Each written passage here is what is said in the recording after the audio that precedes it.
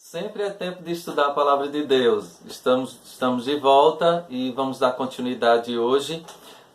No último vídeo nós terminamos os livros poéticos e hoje vamos dar início aos livros proféticos. Lembrando que são 17 livros proféticos no Antigo Testamento. E então vai de Isaías, Jeremias, Lamentações de Jeremias, Ezequiel, Daniel, Oséias, Joel, Amós, Jonas, Obadias, Naum, Abacuque, Sofonias, Ageu, Zacarias e Malaquias. Está na hora de você decorar, tá bom? Os livros, ok? E então, a gente vai começar com os profetas maiores, que são 5, começando em Isaías. E hoje nós vamos observar Isaías e Jeremias, tá? E aí, no próximo vídeo, a gente dá continuidade com os outros 3 profetas maiores. Lembrando que eles são considerados maiores não porque são melhores que os outros, mas é porque eles são livros maiores, tá bom? Então, são 17 livros proféticos. O profeta ele tinha um papel muito importante naquele período, porque não havia a palavra de Deus escrita ainda. Então, as pessoas dependiam dessas pessoas, o povo dependia dessas pessoas que faziam essa intermediação entre Deus e o povo. E eram esses profetas que revelavam a vontade de Deus, a palavra de Deus.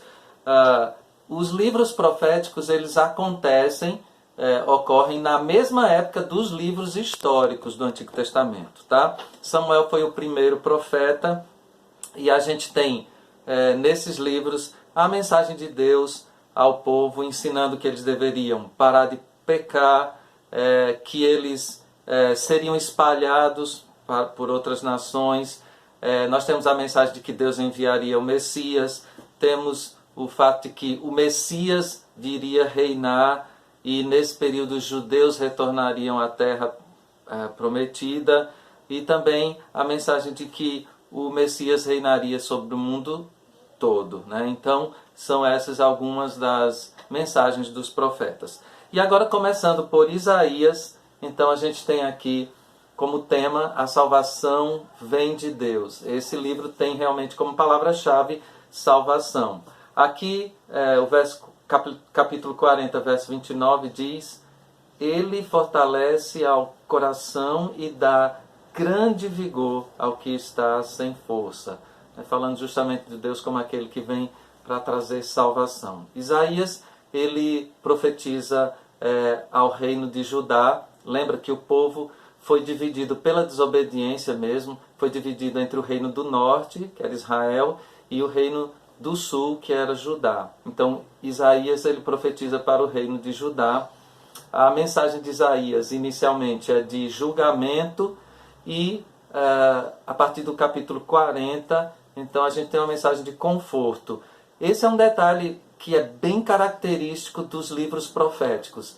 Eles trazem sempre uma exortação, um julgamento, mas tem sempre uma mensagem de encorajamento, de que Deus vai mudar a situação. Então, os livros proféticos sempre têm esse caráter. Isaías significa Jeová é salvação. E no período em que Isaías profetiza, é exatamente o período em que o reino do norte, foi levado cativo pela Assíria. E ele aqui adverte ao povo de Judá que, por causa da desobediência, eles também serão levados cativos pela Babilônia. Aqui nós temos nesse livro aquela frase famosa: eis-me aqui, envia-me a mim. E esse é um desafio para todos nós, colocar-nos nas mãos de Deus para sermos instrumentos nas mãos dele. E aí, Jeremias, que significa Jeová estabelece ou envia. Jeremias também foi escrito, ou melhor, ele viveu e profetizou para o reino de Judá. Os escritos de Jeremias não estão numa ordem cronológica.